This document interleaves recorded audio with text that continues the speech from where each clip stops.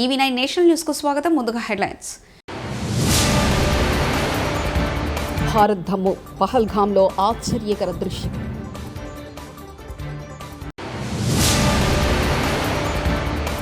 భారత్ జోలికి ఎవరైనా వస్తే మటాష్ అయిపోతారు CM Chandrababu.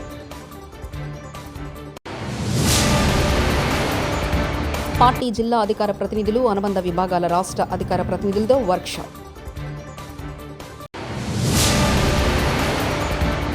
Jethwani counter case ఒక దుష్ట సాంప్రదాయానికి రోల్ మోడల్ మనోహర్ రెడ్డి. 26 మంది ప్రాణాలను బలిగొన్న విధ్వంసర ఉగ్రవాద దాడి జరిగిన కొన్ని రోజుల తర్వాత పహల్గామ్లో ఎవరు ఊహించిన దృశ్యం ఆవిష్కృతమైంది. భారీ సంఖ్యలో పర్యాటకులు జమ్మూ కాశ్మీర్లోని పహల్గామ్ లోయకు చేరుకున్నారు. అక్కడ క్రమంగా టూరిస్టుల సంఖ్య సాధారణ స్థితికి చేరుకుంటుంది. మునుపటితో పోలిస్తే పర్యాటకుల సంఖ్య కొంత తగ్గినప్పటికీ ఈ ప్రాంతం మరోసారి దేశీయ, అంతర్జాతీయ సందర్శకులతో అలరారుతుండడం విశేషం. ప్రధానమంత్రి నరేంద్ర మోదీ అమరావతి రాజధాని పునర్నిర్మాణ పనులు ప్రారంభోత్సవానికి విచ్చేస్తున్న నేపథ్యంలో మచిలీపట్నంలో మంత్రులు, ఎమ్మెల్యేలు మీడియా సమావేశం నిర్వహించారు. మచిలీపట్నం కలెక్టరేట్లో ప్రధాని పర్యటన ఏర్పాట్లపై మంత్రులు వంగలపూడి అనిత, కొల్లు రవీంద్ర, జనార్దన్ రెడ్డి, వాసంశెట్టి సుభాష్ జిల్లా ఎమ్మెల్యేల సమీక్ష నిర్వహించారు. ఈ సందర్భంగా మంత్రులు కొల్లు రవీంద్ర, వాసంశెట్టి సుభాష్, బీసీ జనార్దన్ రెడ్డి మాట్లాడుతూ మే 2న జరిగే అమరావతి నిర్మాణ పునఃప్రారంభ పనులకు ప్రధాని నరేంద్ర మోడీ శంకుస్థాపన చేయనున్నారని తెలిపారు. హైదరాబాద్లో 14 నెలల్లో హైటెక్ సిటీ పూర్తి చేశాం. భవిష్యత్తు అంతా ఐటీదేనని అప్పట్లో పిలిపించానని ముఖ్యమంత్రి చంద్రబాబు నాయుడు అన్నారు. సోమవారం విట్ కాలేజ్లో వి లాంచ్ ప్యాడ్లో 2025 స్టార్టప్ ఎక్స్పో కార్యక్రమంలో ఆయన పాల్గొన్నారు. ఈ సందర్భంగా Mahatma Gandhi block, V V Giri block, Durgabai Deshmukh block నూతన భవనాలను ఆయన ప్రారంభించారు. ఈ సందర్భంగా సీఎం చంద్రబాబు మాట్లాడుతూ ప్రపంచంలో ఎక్కడికెళ్ళినా భారతీయులుంటారని, అందులో అగ్రస్థానంలో తెలుగువారు ఉంటారని అన్నారు. తెలుగు వాళ్ళ జనాభా 5%, ఐఐటీలో సీట్లు మాత్రం 20% మనోలవి అని వ్యాఖ్యానించారు. భవిష్యత్తు ఏ విధంగా ఉంటుందో ఆలోచిస్తే ఆ రోజు నాకు అనిపించింది ఐటీకి భవిష్యత్తు ఉంది, అందిపుచ్చుకోవాలనే ఉద్దేశంతో నేను ఆ రోజు ప్రారంభించాను. కనీసం ఈరోజు ఇక్కడికి వస్తే ఒక విట్ ఉంది, ఒక ఎస్ఆర్ఎం ఉంది, అనేక కాలేజీలు ఉన్నాయి. ఆ రోజు ఇవన్నీ కూడా ఏమీ లేవు. హైదరాబాద్లో ఏ విధంగా టెక్నాలజీ ప్రమోట్ చేయాలని బ్రెయిన్ స్టార్మింగ్ పెడితే ఆ రోజు ఒక ఆలోచన వచ్చింది. ఆ ఆలోచనలో పుట్టిందే హైటెక్ సిటీ. 14 నెలల్లో హైటెక్ సిటీ పూర్తి చేశాం. ఐటీకి ప్రాధాన్యత ఇచ్చాం. ప్రపంచంలో ఉండే కంపెనీస్ అన్నీ తీసుకొచ్చాం. మన తెలుగు వాళ్ళైతే నేను ఒక మాట చెప్తే చూసి రమ్మంటే చూసి రావడమే కాదు, కాల్చి పని చేసుకొని తిరిగి వస్తున్నారు తప్ప ఎక్కడా వెనకబడరు. ఆ రోజు నేను ఒక పిలిపిస్తే తల్లిదండ్రులకు ఒక పిలిపించాను. భవిష్యత్తు ఐటీది, మీ పిల్లల్ని బాగా చదివించండి. మీరు ఎంత ఆస్తి ఇచ్చారనేది ముఖ్యం కాదు, మీరు బాగా చదివిస్తే మీరు. కేసీఆర్ కన్నుపడడం వల్లనే ఎస్ఎల్బీసీ టన్నెల్ కూలిపై పనాగిందని మంత్రి కోమటిరెడ్డి వెంకటరెడ్డి, నేను, ఉత్తమ్ కుమార్ రెడ్డి, రాజగోపాల్ రెడ్డి, రఘువీరెడ్డి అనుకుంటే నిన్నటి కేసీఆర్ సభ కంటే డబుల్ జనాలతో సభ పెడతామంటూ మంత్రి కోమటిరెడ్డి వెంకటరెడ్డి వ్యాఖ్యానించారు.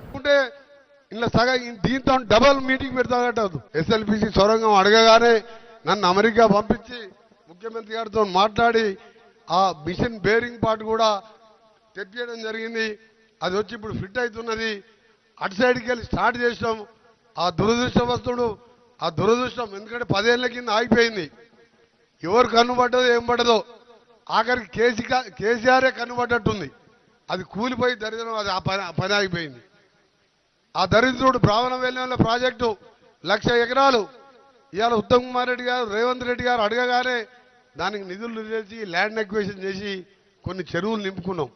నల్గొండ జిల్లా కలెక్టర్ చాలా సమర్థవంతంగా విధులు, నిధులు నిర్వహిస్తుంది. మంత్రి ఉత్తమ్ కుమార్ రెడ్డి రోజుకి 24 గంటలు పనిచేస్తున్నాం. ప్రమాణ స్వీకారం చేసిన రోజు నుంచి ఇప్పటివరకు 1 గంట కూడా సెలవు తీసుకోకుండా రోజుకి 24 గంటలు పనిచేస్తున్నామంటూ మంత్రి ఉత్తమ్ కుమార్ రెడ్డి అన్నారు. పదవి ఈ ప్రభుత్వంలో ఏదో లగ్జరీ కోసమో ఏదో సుఖంగా బతకడానికి కాదు. నేను మీ ఉత్తమన్నగా ఈ సభాముఖంగా మనం చేస్తున్నా, ప్రమాణ స్వీకారం తర్వాత ఒక్క రోజు కానీ 1 గంట కానీ సెలవు తీసుకోలేదు. 24 గంటలు 365 రోజులు తెలంగాణ ప్రజలకి, ప్రత్యేకంగా ఉమ్మడి నల్గొండ జిల్లా ప్రజలకి ఏ విధంగా ప్రభుత్వం ద్వారా మెరుగైన సేవలు అందించాలో నిరంతరం కష్టపడుతున్నాం, కృషి చేస్తున్న విషయం కూడా ఈ సభాముఖంగానే మనం చేస్తున్నాం. నల్గొండ జిల్లా కలెక్టర్గా చాలా సమర్థవంతంగా తమ నిధులు నిర్వహిస్తున్న మరి జిల్లా కలెక్టర్ ఈలా త్రిపాఠి గారు. పాకిస్తాన్ను హెచ్చరించిన అసదుద్దీన్ ఓవైసీ పాకిస్తాన్ ISIS లాంటిదని, పాకిస్తాన్ అమాయకులను చంపితే ఏ దేశం మౌనంగా ఉండదు. పాకిస్తాన్ ఉగ్రవాదులు నా భారతదేశంలో అమాయకులను చంపేశారు. పాకిస్తాన్ దగ్గర అణుబాంబులుంటే మేం భయపడమంటూ అసదుద్దీన్ ఓవైసీ వ్యాఖ్యానించారు.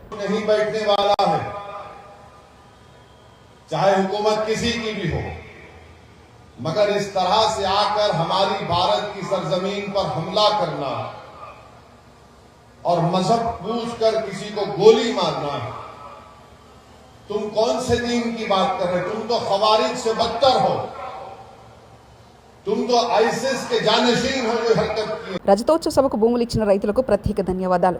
సభకొచ్చే ప్రజల కోసం పొలాలు గట్లు పోయినా, పొలాలు దెబ్బతిన్నా తిరిగి బాగు చేస్తాం. BRS MLC Pochampally Srinivasa Reddy.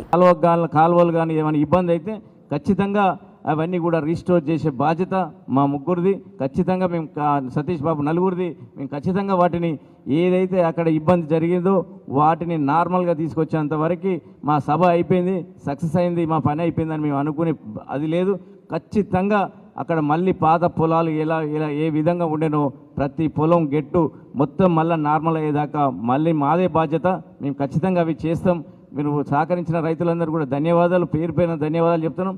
కాదంబరి ఈజత్వానితో కూటమి ప్రభుత్వం పెట్టించిన తప్పుడు కౌంటర్ కేసు దేశంలో ఒక దుష్ట సాంప్రదాయానికి రోల్ మోడల్గా మిగిలిపోతుందని వైఎస్ఆర్సీపీ లీగల్ సెల్ అధ్యక్షుడు ఎం మనోహర్ రెడ్డి మండిపడ్డారు. తాడేపల్లిలోని ఆ పార్టీ కేంద్ర కార్యాలయంలో మీడియాతో మాట్లాడుతూ అధికార దుర్వినియోగానికి కేసు పరాకాష్ఠగా మారిందని ఆగ్రహం వ్యక్తం చేశారు. న్యాయస్థానాల్లో మెజిస్ట్రేట్ ముందు ఏనాడు పోలీసులపై ఫిర్యాదు చేయని జత్వానితో 7 నెలల తర్వాత కూటమి ప్రభుత్వం కావాలని పిలిపించి తప్పుడు ఫిర్యాదు చేయించిందని, దేశంలోనే ఇటువంటి కౌంటర్ కేసు ఇదే మొదటిదని అన్నారు. మద్యంతో సంబంధం ఏముంది, లేకపోతే ఏదైనా విజిల్ బ్లోయరా, లేకపోతే అతని నేపథ్యం ఏంటి, ఇవన్నీ కూడా ఎవరికి తెలియదు. ఆయన రిజిస్టర్ పోస్ట్ ద్వారా ఢిల్లీ స్కామ్ కంటే ఎక్కువ స్కామ్ ఇక్కడ జరిగింది అని తెలుస్తూ ఉంది. కాబట్టి దీనిపైన విచారణ జరపండి అని ఒక లెటర్ రాస్తే ఎవరికి excise department, revenue and excise డిపార్ట్మెంట్కి లెటర్ రాస్తే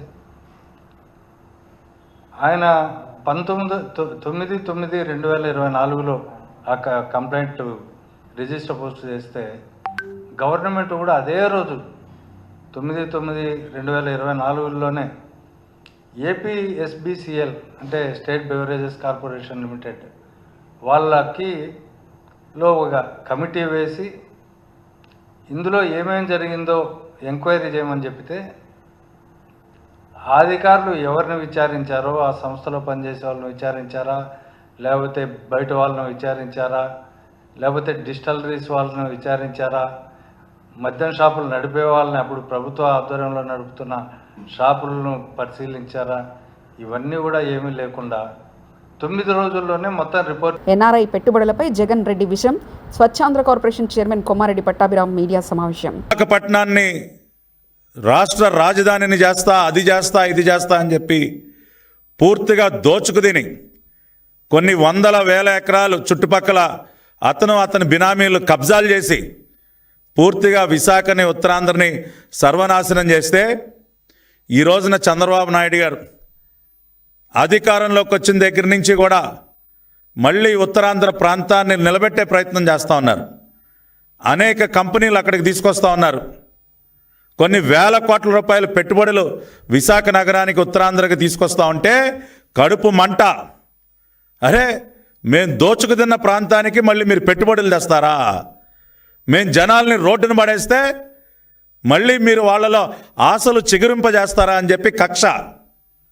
అందుకనే ఈ రోజున అక్కడికి మేము తీసుకొస్తున్నటువంటి పెట్టుబడుల పైన ఇదిగో ఈ తప్పుడు రాతలు, లేనటువంటి విషయాల్ని సృష్టించి అబద్ధపు రాతలు.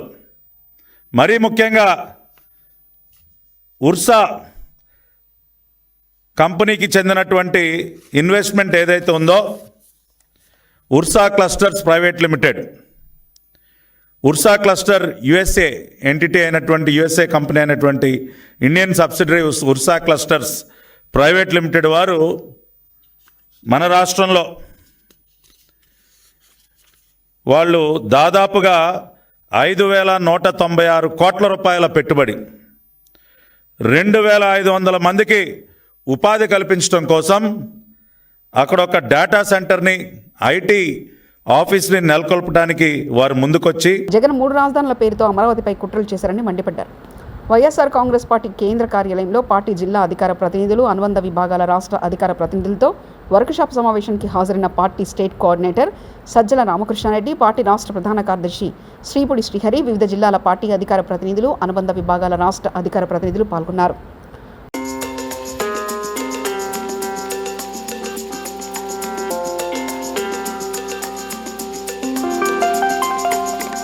సంగారెడ్డి జిల్లా హత్నూరా మండల కేంద్రంలో భూభారతి అవగాహన సదస్సు కార్యక్రమంలో పాల్గొన్నారు. తెలంగాణ రాష్ట్ర అటవీ, దేవాదాయ, ధర్మాదాయ, పర్యావరణ శాఖ మంత్రి Konda Surekha, TGIII chairman Nirmala Jaggareddy, Medak MP Raghunandan Rao, జిల్లా కలెక్టర్ క్రాంతి వల్లూరు, సంబంధిత అధికారులు పాల్గొన్నారు.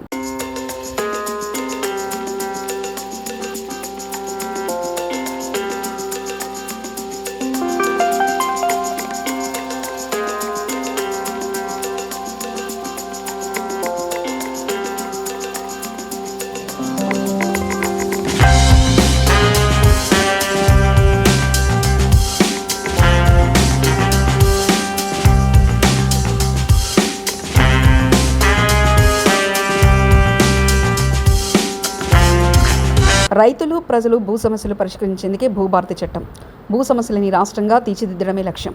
తెలంగాణ ప్రజాప్రభుత్వం తీసుకొచ్చిన భూభారతి దేశానికి రోల్ మోడల్ అని అటవీ, దేవాదాయ, పర్యావరణ శాఖ మంత్రి కొండా సురేఖ అన్నారు. సోమవారం హత్నూరా మండలంలోని మంగపూర్ గ్రామంలో ప్రైవేట్ ఫంక్షన్లో భూభారతి అవగాహన సదస్సుకు అటవీ, దేవాదాయ, ధర్మాదాయ, పర్యావరణ శాఖ మంత్రి కొండా సురేఖ, మెదక్ ఎంపీ రఘునందన్ రావు, పట్టభద్రుల MLC Anja Reddy, TGIIC chairman Nirmala Jagga Reddy, జిల్లా కలెక్టర్ క్రాంతి వల్లూరులతో కలిసి పాల్గొన్నారు. అందించడానికి రెవెన్యూ యంత్రాంగం మీదనే రెస్పాన్సిబిలిటీ అనేది కూడా పెట్టడం జరిగింది. అలానే నిషేధిత జాబితాలో ఎవరైనా పాస్బుక్స్ పొందినట్లయితే భూభారతి పోర్టల్లో మీరు కంప్లైంట్ చేయొచ్చు. CCMA గారికి అవి సరిచేసే అధికారం ఇవ్వడం జరిగింది. ఈ విధంగా ఏవైతే క్షేత్రస్థాయిలో రైతులు ఎదుర్కొంటున్న సమస్యలు ఉన్నాయో అవన్నీ కూడా ఏడాది కాలం పాటు పరిశీలించి వాటన్నింటినీ కూడా పరిష్కారం చూపించే విధంగా కొత్త చట్టం ఏర్పాటు చేశారు. రైతులందరూ కూడా ఈ కొత్త చట్టాన్ని అర్థం చేసుకొని అవగాహన పెంచుకొని మీరు సద్వినియోగం చేసుకుంటారని కోరుతున్నాను. అలానే రెవెన్యూ యంత్రాంగం కూడా దేశం మొత్తం కేసీఆర్ బహిరంగ సభ వైపు చూస్తుంది. దేశ రాజకీయాల్లో రజతోత్సవ సభ నిలిచిపోవడం ఖాయం. బీఆర్ఎస్ పార్టీ 20వ రజతోత్సవ సందర్భంగా సంగారెడ్డి పట్టణం మల్కాపూర్ గ్రామంలో బీఆర్ఎస్ పార్టీ జెండా ఎగురవేసిన సంగారెడ్డి జిల్లా బీఆర్ఎస్ పార్టీ జిల్లా అధ్యక్షులు MLA Chinta Prabhakar. BRS party 25వ రజతోత్సవ సభకు సంగారెడ్డి నియోజకవర్గం నుంచి పెద్ద ఎత్తున బయలుదేరడం జరుగుతుంది. కేసీఆర్కు తెలంగాణకు పేగుబంధం, చావు నోట్ల తలపట్టి ప్రత్యేక తెలంగాణ సాధన కోసం కృషి చేసిన వ్యక్తి కేసీఆర్.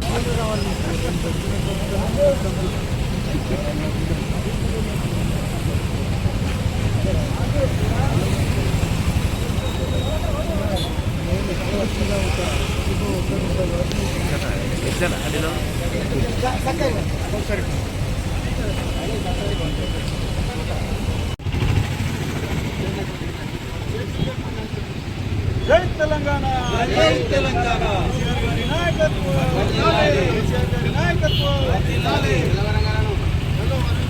వరంగల్ లక్షలాదిగా వచ్చిన ప్రజలు సభను విజయవంతం చేసిన అందరికీ పేరు పేరున కృతజ్ఞతలు తెలియజేసిన మాజీ chief whip BRS party Hanamkonda జిల్లా అధ్యక్షులు దాస్యం వినయభాస్కర్. ఆయన మాట్లాడుతూ 60 సంవత్సరాల తెలంగాణ కళను సాకారం చేసింది కేసీఆర్. దేశంలోనే తెలంగాణను అన్ని రంగాల్లో అగ్రగామిగా నిలిపింది కేసీఆర్. లక్షలాదిగా వచ్చిన ప్రజలు సభను విజయవంతం చేసిన అందరికీ పేరు పేరున కృతజ్ఞతలు తెలిపారు. 14 ఏళ్ల పాటు తెలంగాణ అంతా తిరిగారు.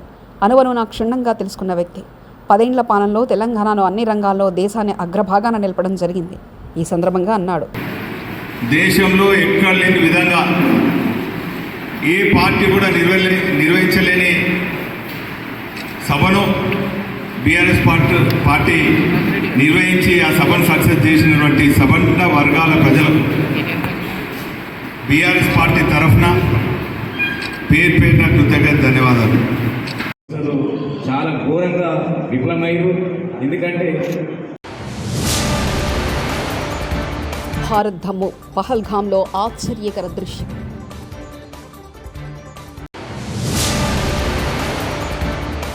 భారత్ జోలికి ఎవరైనా వస్తే మటాష్ అయిపోతారు సీఎం చంద్రబాబు.